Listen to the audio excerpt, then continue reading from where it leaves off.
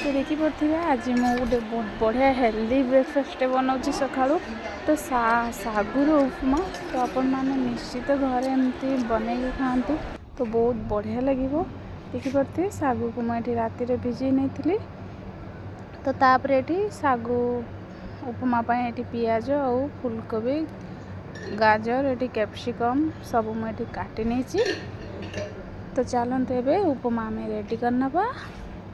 तो ये कड़े मुझे अल्प तेल पकई नहीं तो तापर जीरा पकई नहीं जो काटी देखी पियाज पकई नहीं तापर तो आपण मैंने निश्चित एमती सागुरे उपमा बन खाते तो बहुत बढ़िया लगे और बहुत टेस्ट लगे।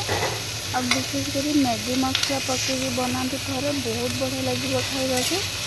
देखिए ये कंचा लंका भी मुझे गोटे काटी पकई नहीं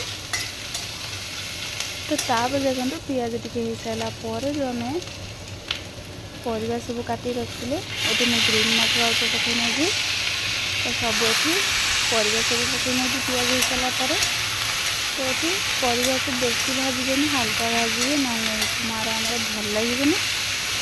तो देखो ये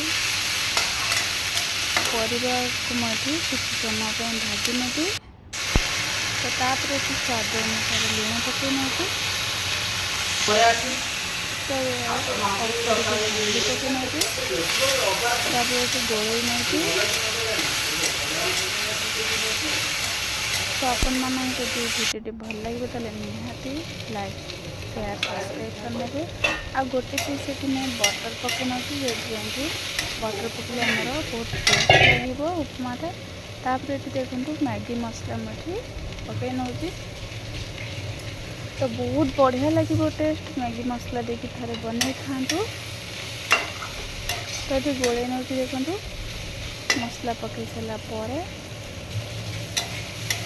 तो ये हमारा हल्का फ्राए हो सारापर आम जो सागु को भिजे रखी ये पकई नौ तो तापर भलसे परिवा और सागु को 2-3 मिनट आम मिक्स करना।